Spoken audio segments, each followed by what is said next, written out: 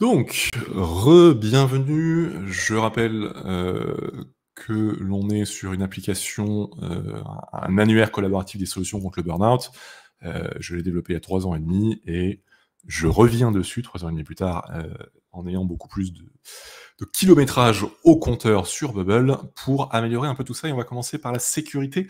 Donc je le disais tout à l'heure, les privacy rules, c'est quand même une manière, heu, privilégiée, et incontournable de s'assurer de la sécurité des solutions, des données, de l'application Bubble. Mais, la logique de la base de données Bubble est un peu différente d'autres bases de données. La logique des privacy rules est un peu particulière aussi, ce qui fait que parfois, on est un peu coincé, se dire: «Concrètement, comment je peux exposer cette donnée uniquement dans les cas de figure qui m'intéressent?» C'est pas forcément, évident.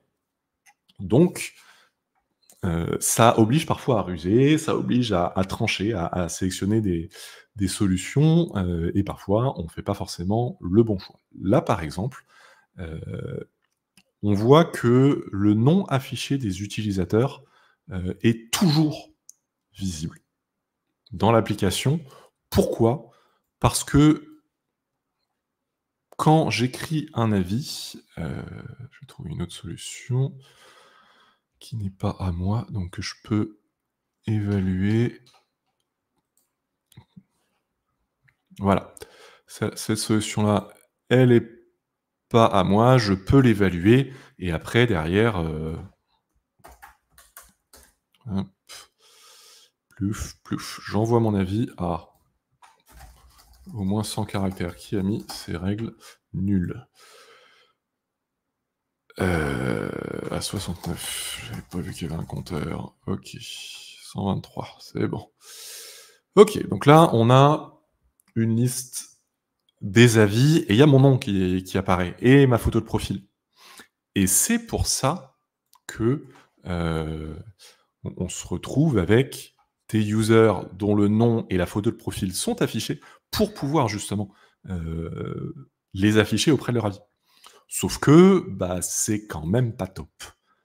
C'est quand même pas top d'afficher certaines données des users comme ça et j'aimerais bien le faire autrement. Donc on va revoir un peu, la structure de notre base de données justement pour le gérer, ne plus avoir besoin d'exposer les données des users directement.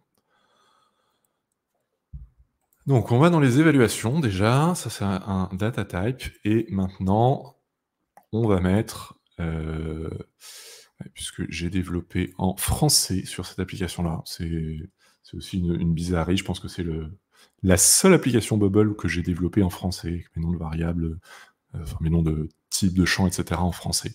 Après j'ai tout basculé en anglais, ça me paraît, plus naturel.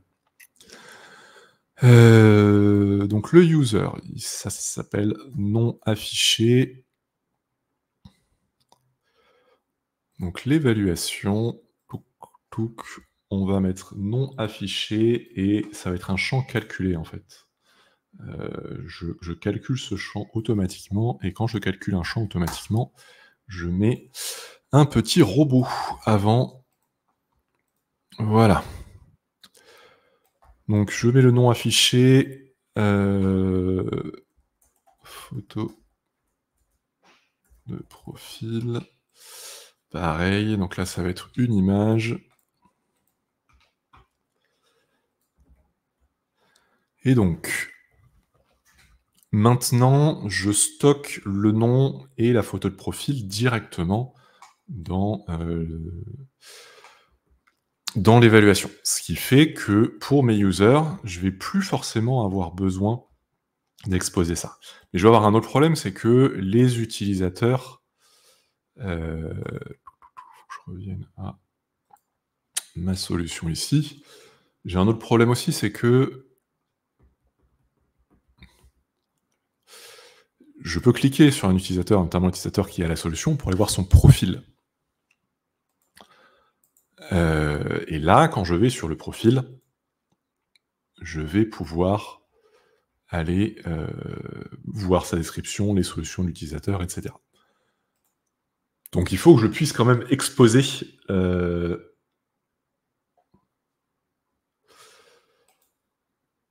il faut quand même que j'expose ces données, mais en gros, il faut que l'utilisateur puisse choisir s'il expose son profil ou pas. Raphaël, No Code Chronicle, nous dit « Est-ce que Bubble, c'est comme le champagne? Genre, il y en a très peu de bons, mais énormément de nuls. Je sais pas, est-ce que tu parles des applications, des développeurs, etc. » Je me garderais bien de donner des chiffres, mais de toute façon, c'est comme tout. Hein, il faut savoir séparer le bon grain de livret, et c'est un outil qui reste complet et complexe, donc forcément, tout le monde ne peut pas être bon et expert dessus. C'est comme sur ça, comme sur Airtable, comme sur absolument n'importe quoi. Et ben, il n'y a pas de secret, hein, c'est en se formant et en pratiquant qu'on apprend. Moi, je suis autodidacte, mais voilà, j'ai appris assez vite au début, mais il m'a fallu des années de perfectionnement pour arriver à un niveau que je juge un minimum avancé à ce stade. Alors, oui, j'étais en train de dire le user. Est-ce que... Type de profil, professionnel, utilisateur. On va se dire un truc, c'est que on va afficher les profils professionnels uniquement. Donc le professionnel, puisque j'ai déjà cette donnée-là, si ce user est professionnel, alors on va afficher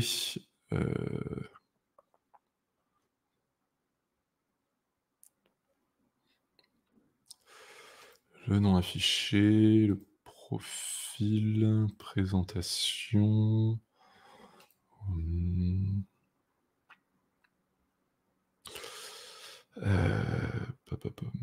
Enfin, je vais juste reprendre ce qu'il y a ici. Photo de profil, site web, slug. Ok. Donc là, c'est pour les pros, et pour les autres, on ne va rien mettre du tout. Ouais, Tintouin, il faut savoir que Bubble est l'outil no-code qui déchaîne le plus les passions. Pour certaines raisons valables, c'est un outil qui a un certain nombre de faiblesses, et notamment pour des développeurs et développeuses de formation. C'est un outil qui est très contre-intuitif. Mais d'une part, il y a un jeu aussi. Dans la communauté, c'est un jeu de taquiner Bubble et les bubbleurs. Et il y a aussi beaucoup d'irrationalité, c'est-à-dire qu'il y a des gens qui haïssent vraiment Bubble, et des gens qui mettent Bubble sur un piédestal et qui refusent de lui reconnaître le moindre défaut. Et on va dire que aucune de ces deux positions n'est vraiment très constructive et ne fait avancer les choses. Bubble est comme tout outil, un outil qui a des qualités, un grand nombre, mais aussi des défauts, qui n'est pas adapté dans tous les cas de figure. Voilà. Donc, dire qu'il ne sert à rien ou qu'il peut tout faire dans tous les cas de figure, c'est faux de toute façon. Donc, on a a priori corrigé les privacy sur les users, mais on a un peu de soucis, c'est que là, on affiche pour l'instant toujours les données. Donc, c'est dans le détail d'une solution qu'on va afficher les évaluations.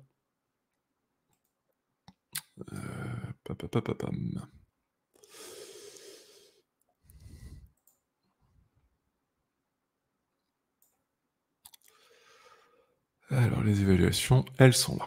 Très bien. Ici, on va pas mettre le nom affiché du créateur, on va mettre directement le nom affiché de l'évaluation. Ici, pareil, on met directement la photo de profil de l'évaluation. Ça, déjà, c'est une première chose. La recherche là, dans le repeating group, c'est les évaluations de la solution. Ok, donc ça, c'est pas mal. Donc là, maintenant, on ne s'appuie plus sur ces données-là, mais évidemment, si j'actualise ici, la photo de profil et le nom vont être vides, tout simplement parce que ces champs ne sont pas remplis. Donc, on va avoir besoin de deux choses. La première chose, c'est de s'assurer de remplir et de mettre à jour nos champs, avec les informations de l'utilisateur. C'est-à-dire que je vais aller dans pourquoi j'ai qu'un seul onglet? Je déteste développer sur un seul onglet. Je passe mon temps à faire des allers-retours entre les pages après. En général, quand je développe sur Bubble, j'ai toujours je vais dire au moins 3 onglets. Non, toujours 3 onglets d'ouvert, 2 onglets front, 1 onglet back. Comme ça me permet d'avoir le back sous la main, et dans mes 2 onglets front, généralement, j'ai soit la page ou du moins le reusable global et un petit reusable qui va sur lequel je suis en train de fignoler un truc ou un autre. Et oui, la plateforme a évolué, lui a un peu évolué, mais les possibilités et la facilité de développement, notamment en front, se sont grandement améliorées. Le back reste toujours un peu le point faible de Bubble. Ça va s'améliorer normalement dans les prochains mois, mais pour l'instant, c'est quand même vraiment lourd quand on veut faire des choses un poil avancées. Donc là, on va aller dans les back-end workflows. Je vais me créer un petit dossier évaluation et on va faire un database trigger event. Donc, users name ou profile pic updated. Donc là, je suis en train de dire que quand l'utilisateur change son nom affiché ou son...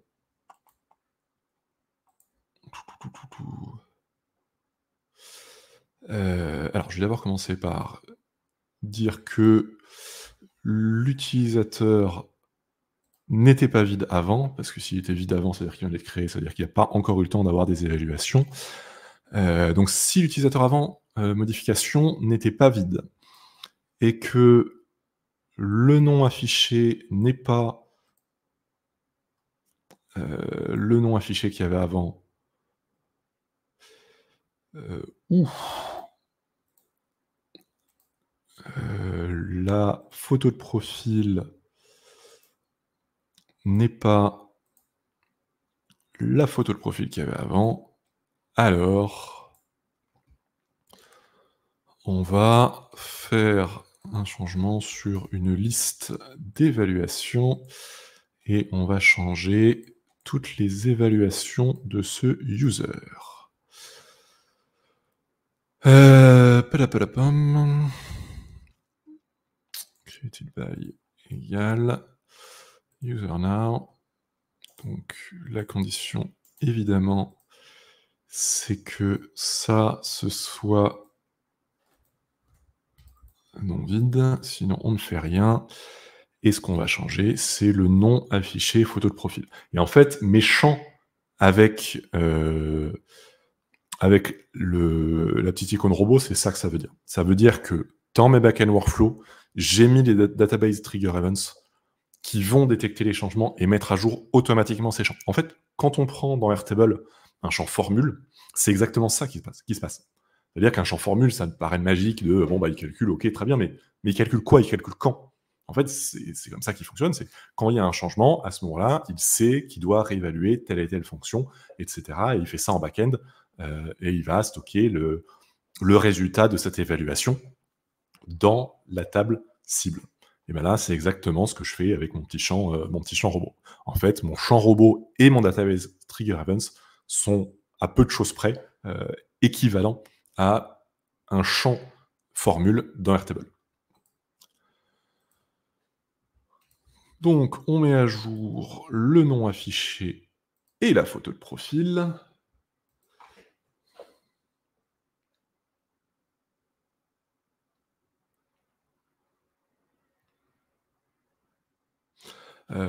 Oui, je te rejoins totalement, hein, Ryuichi73 sur le fait que Bubble est une solution complète et complexe, enfin, une solution pour développer des applications web full stack totalement personnalisées, qui sont c'est de très loin les meilleurs aujourd'hui sur le marché. Enfin, il y a rien à dire et ça reste encore assez accessible. C'est ça qui est assez beau avec Bubble. Ça a ses limites, c'est sûr, mais on peut faire quand même énormément de choses, et tout ça au même endroit. Ce qui coûte moins cher et ce qui est moins complexe que de faire sur Xano et Web, par exemple, qui sont 2 solutions, très, très qualitatives, évidemment aussi. Alors, donc il y a ça, il reste juste une autre chose, c'est l'initialisation. Donc quand on clique sur j'évalue cette solution, hop, groupe évalué, envoyer mon avis.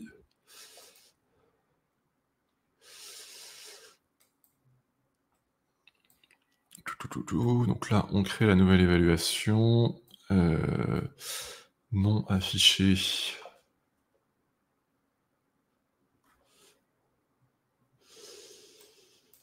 Comment ça, Xavier, tu n'es pas d'accord? Sur quoi t'es pas d'accord?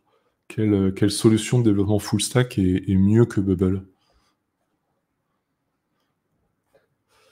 Et dans les solutions no code, hein,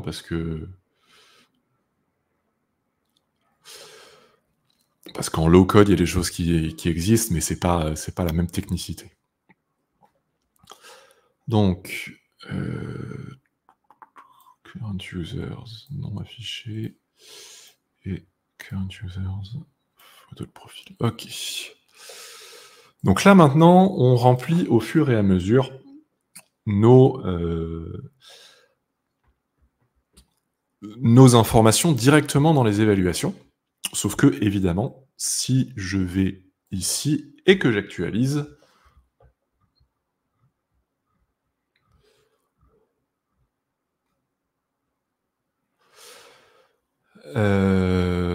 si j'actualise, il n'y a toujours rien, pour une raison très très simple. C'est que j'ai mis un database trigger event qui va se déclencher à partir de maintenant pour toutes les modifications, mais j'ai pas initialisé ça sur mes données en base.